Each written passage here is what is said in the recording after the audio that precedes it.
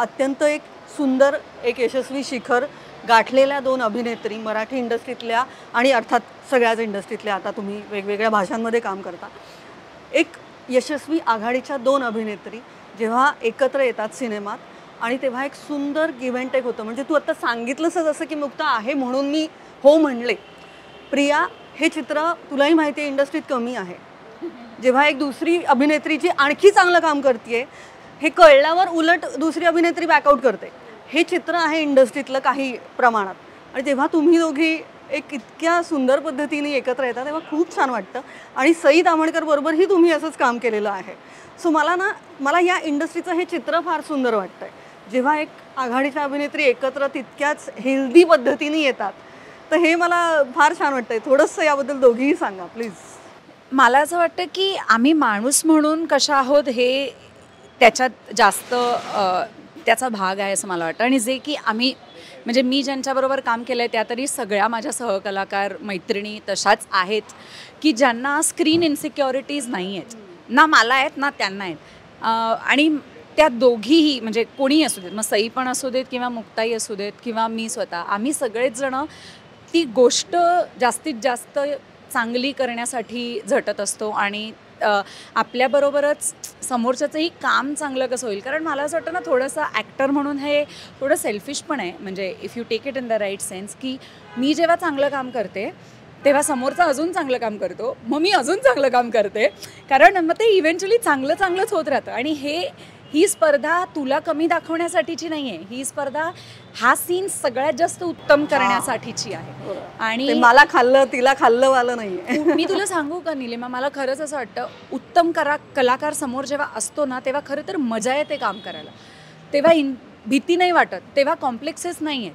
कारण तेव्हा माहिती असतं की या सहकलाकाराच्या रिॲक्शन्समुळे मलाही काहीतरी नवं द्यायला सापडणार आहे. आणि हे समजणारी अभिनेत्री तू आहेस ते माहीत नाही, पण मला निदान ह्या दोघींबरोबरही काम करायला खरंच खूप मजा आली. मुक्ताबरोबर मी जास्त काम केलं आहे सईपेक्षा.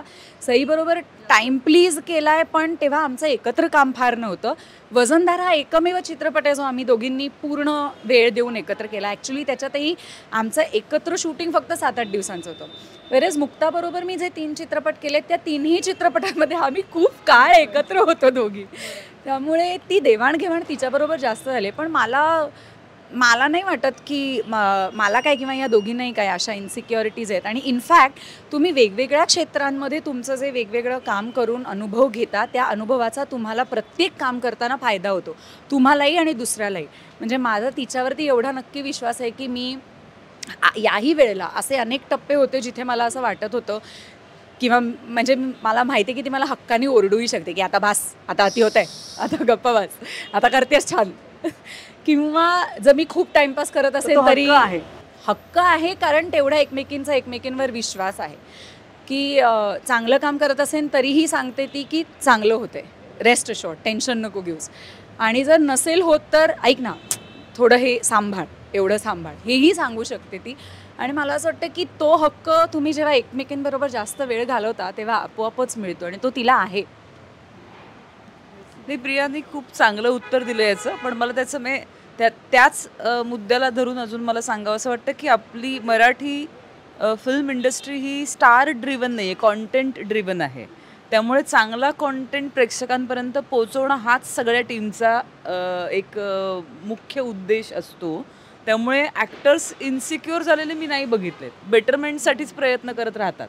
आणि त्यातनं तुम्ही माणूस म्हणून एकमेकांच्या जवळचे असाल तर त्याच्यात आणखीनच आडपडदा राहत नाही की जमलंय, हा जमलंय, भारी झालं. किंवा म्हणजे असंही आठवतंय की आपल्याला काही घेणं देणं नाही ते शॉर्टमध्ये, आपण बाहेरनं बघतोय पण ते चांगलं होण्याकरताही आपण जाऊन सांगू शकतो की ते असं करू झालं तर. किंवा इव्हन आपण ते सिनेमॅटोग्राफर किंवा डिरेक्टरला पण सांगू शकतो. इतका हे मोकळेपणा आहे इंडस्ट्रीमध्येच आहे आपल्या, तो आपल्या मराठी काम करणाऱ्या लोकांमध्येच ते आहे असं मला वाटतं. आणि ती खूप चांगली गोष्ट आहे. किंवा दुसरा चांगलं काम करतोय हे बघून आपण इन्स्पायर होतो. जसं प्रिया म्हणाली की त्यांनी आनंद मिळतो की अरे हा भारी काढला, हा शॉट मस्त होतंय, मी आता काय करू शकते आणखीन छान की त्याला कॉम्प्लिमेंट करेल, टीमवर्क राहतं. त्यामुळे ते नाही होत. आणि कम्फर्ट झोनमुळे मोकळेपणा जास्त येतो. त्यामुळे आम्हाला जे प्रियाने सांगितलं ते डिट्टो आहे की मीही तिला समोर विचारू शकते की हे ओके वाटतंय का, थोडं जास्त झालं हे किंवा कमी पडलं का, तर ती हक्काने सांगेल की नाही हे ओके वाटलं मला, मी तुझ्या सगळ्यात जवळ आहे आणि मला हे इतक्या जवळ ओके वाटतं तर हे ओके आहे. आणि त्यावर ब्लाइंडली तुम्ही विश्वास ठेवू शकता. असं काही आपल्याला असं काही नाही आहे, काही नाहीच आहे असं मी सेकंड थॉट किंवा लेअरच नाही आहे त्याला, असं मला वाटतं. एक आजचा नक्की नक्की आमच्या दोघींच्या बाबतीत तर मी हे नक्कीच सांगू शकते की आम्हाला ना एक खूप रिअलिस्टिकली माहिती असतं की आपण काय काम करतोय आणि किती काम करतोय आणि कुठे चुकतोय आणि कुठे नाही चुकतोय. सो म्हणजे आम्ही अशा डिल्युजनमध्ये राहत नाही, अरे आपण भारी शॉट दिला असं काही होत नाही. आपण विश्वास ठेवत नाही असं. इनफॅक्ट असं कोणी, मला तर हे खूप वेळा वाटतंच की असं इनफॅक्ट कोणी समोरनं म्हटलं की बाप रे कसला भारी शॉट दिला ना, तू कमालच आहेस, तू काय ऍक्टर आहेस, की आम्ही ओके हे हा ते तर सगळं पहिले खोटंच वाटतं. आणि हे जसं माझ्या बाबतीत आहे तसंच तिच्याही बाबतीत. तुमचे पाय जमिनीवर आहेत, डोकं आकाशात असतं. नाही म्हणजे खरंच एवढं भारी काम काही झालेलं नाही हे माहिती आहे. प्रयत्न सगळ्यांचाच चांगला असतोय. मी यात काही मुलाखत देण्याचं हे म्हणून सांगत नाहीये. प्रत्येकजण चांगला प्रयत्न करत असतो आणि आपल्या मनात जे चांगलं आहे त्याच्या जवळ जाण्याचा प्रयत्न करत असतो. सो त्याच्या जवळ तरी गेलोय की नाही एवढंच बघायचं असतं प्रत्येक वेळेस. तर ते आमचं त्या बाबतीत तर आम्ही अगदी म्हणजे एका पातळीवर आहोत. आणि बरोबर हे काम नाही करता येऊ शकत ना, जो स्वतःचा शॉट दिला तेवढं आम्ही भारी शॉट दिला असं आहेतच. आणि मग म्हणणार, मग माझी समोर अभिनेत्री असंभव मध्ये असं नाही झालंय, बोलायचंय वाटतं. इंडस्ट्री बद्दल विचार, इंडस्ट्री बद्दल सांगते की इतर कोणत्या अभिनेत्री बद्दल, आता कारण तू मुलींबद्दल, हा म्हणजे तू मुलींबद्दल विचारतेस म्हणून मुक्तानी थांबवलेलं आहे प्रियाला. मला कुठेतरी अजून एक थांबवलं आणि मी ऐकते तिचं.